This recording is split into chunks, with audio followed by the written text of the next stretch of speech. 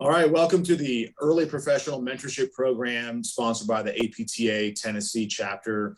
I'm Dr. Don Reagan. I have the honor and the privilege to put together some of this curriculum and interview some really bright minds and leaders in our profession. And so we actually have Dr. Joe Black here, who's been a sports physical therapist for over 40 years. He's a former president of the Tennessee chapter of the APTA. He has served in multiple capacities, both locally and nationally. As well as been a very successful clinician in Maryville, Tennessee. Dr. Black, would love to hear your thoughts on leadership, both in the clinic as well as in the association, and anything else you'd like to offer to our young professionals. Thank you. Well, thanks. I'm glad to do it. I'm very passionate about the young clinicians, and this whole project has been awesome. I've thought about this, and to me, leadership, servant leadership, all effective leadership is servant leadership, and by that I mean a lot of different things. But there's lots of different information out there, and I would suggest that everyone will look at that. I learned something from my dad a long time ago that I think falls right in with the servant leadership concept, is that there really is, don't ask anybody to do anything that you're not willing to do yourself. Now, admittedly, I'm very much entrenched in a boomer. Yes, I've been a physical therapist. Next Sunday, I will have been a physical therapist 44 years, and I'm still practicing, and I still love it. And I still love to get up in the morning and come to work and see patients and see athletes and be a clinician. But, to me, the millennials will say, well, that means you boomers need to work smarter instead of just simply work harder. And yes, I'm one of those. I'm boomer enough that I always want to work out. I'll outwork most people, but I also think that I work smart. But again, what being a servant leader and not asking anyone to do anything you're not willing to do yourself is, if there's a piece of paper on the floor, you pick it up. You do those little things, and you do those little things as personal interactions. You don't have any ulterior motives when you come to being a leader. And I will tell you this, being a leader sometimes means that you have to put yourself in a different place. You actually have to distinguish yourself from others to be a leader sometimes, because you have to be able to make those tough decisions. One of the things that I was CEO of my own company, and as Don said, I've done a ton of different things. But one of the things that drove me for so long was the ability to be relational, and I think that that's what it has to be. There's a cliche, a meme, and I'm real big on memes. I send them out every day, but a leader is not the one that is out there pushing from behind. The leader is the one that's pulling ahead. You're going to be pulling people along. You got to do the work too. You can't just sit back. There's a big difference, and I think this is an important distinction, and you need to make the choice on whether or not this is you or not. But leader versus manager, okay, very different creatures. Okay, I think leadership implies that you are being a good example in everything that you do, every minute, and that makes you have to be different from the crowd. Sometimes we had a really great young man, Jeremy Curtis, that was president of the Student Assembly for APTA several years ago, and Jeremy and I had talked about this, and he found some differences, because you have to set yourself apart to be an effective leader.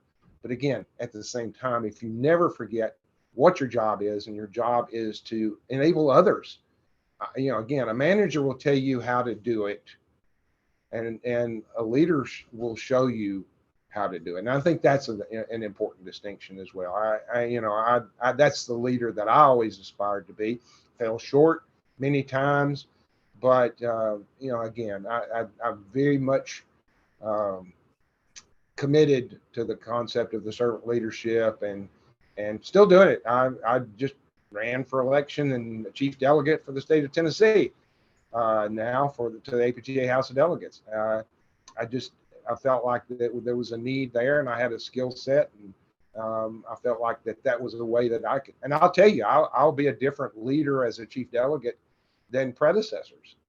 for in a lot of ways. And so we'll see.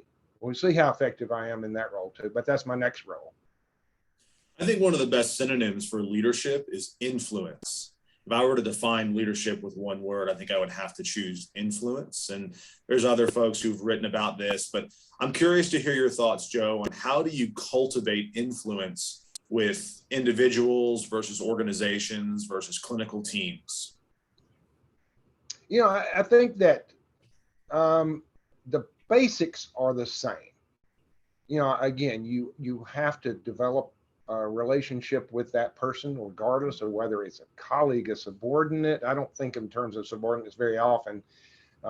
Even as running my own practice, these are colleagues, and they're always colleagues. And again, when decisions have to be made, when the business decisions have to be made, then sure, you have to be willing. And I will tell you this, I think an effective leader has to be able to make the tough decisions and be willing to be wrong. And I will tell you this, one of the things that will help you be a more effective leader is to allow others to be wrong. I abhor micromanagement. And I think that that's one of the things that we can do. That is just a huge mistake. Again, allow people. I made tons of mistakes. I still make tons of mistakes, but it's not for not trying. And sometimes we're hamstrung in making decisions because we're afraid of making a mistake. Can't be afraid to make a mistake. I made mistakes as a leader. I made some mistakes as a chapter president. But you have to be willing to make decisions and make decisions. Sometimes you're going to make a mistake, so don't let that hold you back. The difference between in our professional association and in our clinics, again, it all has to be based on a relationship. I think both have one of those basic premises is also trust. Maya Angelou has a famous quote. I absolutely love her works, her poems, but she said, "People don't care what you know until they know that you care." And I would like to think and hope that the thing that people see in my lifetime, in my career, in my tenure, is that I care, and I care about them as an individual. And if you've got that, you can have that influence, because then whenever they have questions or they have needs, they're going to turn to you and they're going to ask your opinion. And I have to throw one other one, because this one came up literally last week. I have a friend that's a private practice physical therapist that was having some problems with an office manager. And, I said, well, can you work yourself into a situation where they identify the problem?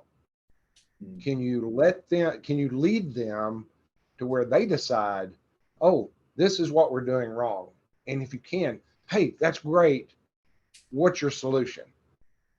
And follow through like that. And it worked marvelously for this in this situation. It's just one of those little leadership tricks. Again, you respect other people, and they're going to respect you. And I think that I hope that I've done that. That's what I've aspired to. So, again, that's one of those things. And with your patients, with your working with colleagues, you have to show respect. If you show respect, you'll get respect. With your patients, I sometimes think I'm a really mediocre physical therapist in the clinic, but the patients that I see know that they have my full attention, that they get my best effort every time. I think you're leading your patients to better health care, better physical therapy. And I think that those are things I do well. But again, it's all about communication. I had two high school students in here, both want to be physical therapists. They were in here earlier this morning, and they said, what's the best way to help us make a decision about a career? And I said, if you don't like people, go do something else. Right.